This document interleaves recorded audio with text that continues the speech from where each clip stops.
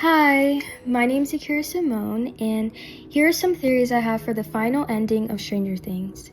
Now, I'm not much of a YouTuber, and this is my first time making one of these videos, so please bear with me.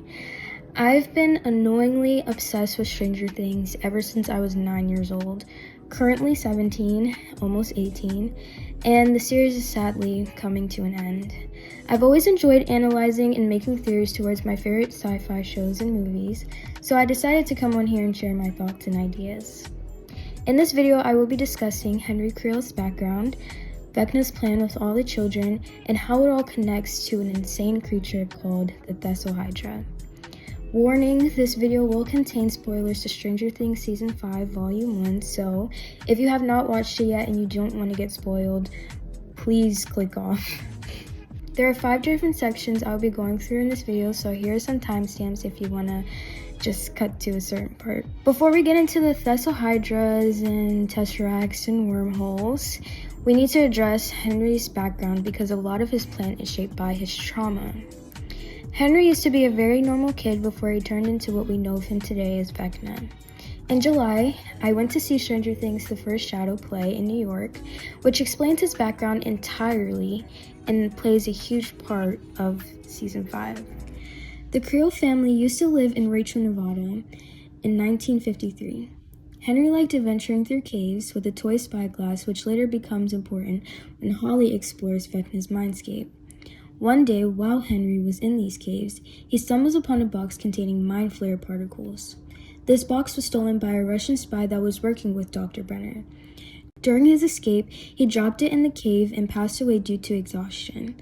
Henry, being 8 years old, having zero survival instinct, opened the box, and the particles attached themselves to him, transporting him to Dimension X for 12 hours. Dr. Brenner ends up finding out about this occurrence and gets in contact with Henry's mom, who was reasonably worried for where her son was. When Brenner and his team searched these caves, they found the box empty, but there was the toy spyglass laying right next to it. They eventually find Henry in the area, but he had no memory at all of what happened or what went on while he was gone, just that he was different. This explains why Vecna physically can't enter the caves in his mindscape, because his brain is actively not allowing him to see what happened there when he was younger. This most likely is a psychological response to his trauma, and also the mind flare not allowing him to revisit that memory. The Creel family eventually moves to Hawkins in 1959 to have a fresh start, since Henry started to act very violent and strange from his disappearance.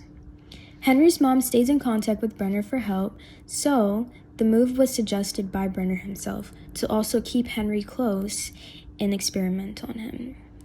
Henry, being 14 to 15 years old at this time, he went to high school with Joyce, Hopper, and almost all of the main kids' parents. Now, I won't get into depth of the entire play, but the most important part that ties into the ending is that Henry meets a girl named Patty Newby, who is Bob Newby's little sister. They all do the school play together, and Henry ends up falling in love with Patty Newby. While all this is going on, Henry is still struggling with the mind flare taking over his mind, causing him to have very scary visions and do really bad things like killing random pets and animals, and even torturing his family by making them see things that scare them the most or even traumatizing them. In the end, the love Henry had for Patty was the only thing that almost helped him push through the shadow taking over him. Unfortunately, it all became too much for him, and he told Patty to leave and find her birth mother and live the life she always wanted. Patty wanted Henry to come with her, but he knew it was too late for him and fully accepted the mind flare as being a part of him. Brenner got Henry to join and help with his experiments. He took Henry's blood and made many more gifted children with powers, and that's exactly how we have 11 now, which doesn't make Henry her dad, but she has his power part of his DNA, same as Colleen. By the time we reach Season 4, we see 11 banish Henry back to Dimension X, which eventually turns him into Vecna. Understanding Henry's past matters because it explains why Vecna's version of a Tesseract is unstable, built on fear instead of understanding. What is a tesseract, you may be wondering? In the book A Wrinkle in Time, Meg's dad attempts to build a machine called a tesseract that essentially creates a wormhole between time and space.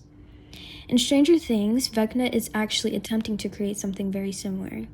In this clip from the trailer, you can see Vecna is in a place that resembles a space-time tunnel or even a wormhole interior. During Mr. Clark's class, you can see on the board it has the same shape, as he's explaining wormholes and how they work.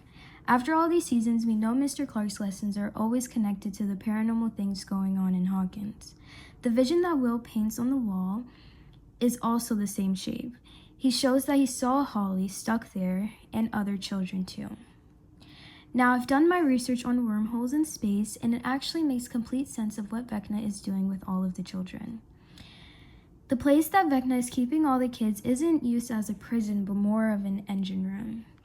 Vecna being the spark, the kids being the circuit, all of them together making a stable fold in reality. The spires in their mouth are being used as a sensory and mental focus. It prevents outside interference and keeps the kids locked into a shared signal. He is essentially using their minds to hold open something too big for one being alone. This is also why he takes the kids to his family's home while they're in his mindscape, which is a safe and happy place to be, a place they wouldn't want to leave. He presents himself as Mr. Whatsit in reference to the book A Wrinkle in Time, the character Mrs. Whatsit that guides the children in the book against evil. This was extremely intentional given the kids are actually reading the book as a group in their class, not just Holly. You can even see Derek building a tesseract in his class. For a tesseract to work, it needs energy from the kids' bodies or Vecna's powers, stability, their constant focus in the spires, anchors, multiple minds being used at once. The space around them looks warped because reality is being folded. That's why it doesn't look like Hawkins or the Upside Down, it's the in-between. Will the tesseract work? I personally think it will work, but will eventually fail. Holly being one of these anchors, she is aware who Mr. Whatsit truly is and what his intentions are. 11 will potentially have to enter Vecna's mind, having the group help pull Max out. Just like Meg from the book, you can't defeat it by force, but wins by reaching the person inside. That could either mean for Max or even bringing out the real Henry from Vecna. In A Wrinkle of Time, the solution wasn't power, it was love. Not to be cheesy, but generally the one thing the Mind Flayer cannot compete with is genuine happiness and love. Which is why every season, the only thing that can pull characters out of trouble is thinking about the times and people who make them feel loved the most.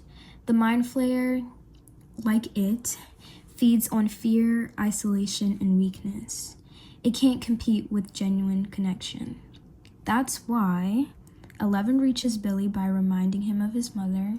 Mike's confession strengthens 11 during her fight with Vecna. Max survives by holding on to her favorite music, Will accessing his powers through memories of love in childhood. If reality folds in on itself, something has to fill that space. And unfortunately, I think that something is the Thessalhydra. Not as a random new monster, but as a physical shape of Vecna's entire system. Every gate, every trapped mind, every anchor finally connecting into one structure. And the reason I think that is because Stranger Things has actually been warning us about the Thessalhydra since season 1. Something is coming. Something angry. Hungry for your blood. It is almost here. What is it? It's the Thessalhydra, I'm telling you. It's not the Thessalhydra. I'm telling you, it's the Thessalhydra. The Thessalhydra! Oh, damn it. It roars in anger! Will, your action! This brings us to Nancy's vision in season 4, which I think is one of the most overlooked moments in the show. Downtown on fire. Dead soldiers. And this giant creature with a gaping mouth. And this creature wasn't alone. There were so many monsters. An army. So far in the show, the characters have given names to any monster in the Upside Down from D&D.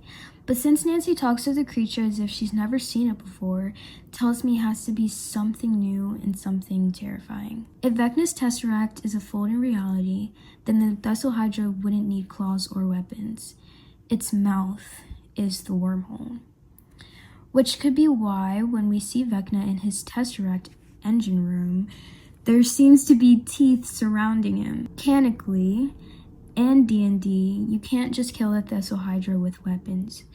If you cut a head off, it creates more. The only way to defeat it is to destroy the system. Destroying Vecna's Tesseract will essentially make the Thessalhydra unable to function.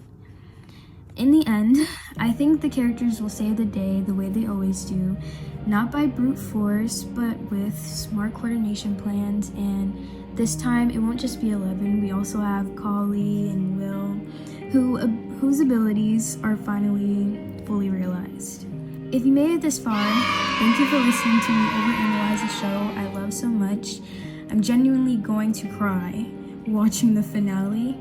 I grew up with the series and now it's officially coming to an end. These are just predictions and theories about how the story might wrap up, so only time will tell how right I am. I hope you enjoyed this video and I'd love to hear what theories you guys might have. And yeah, thanks for watching. Bye!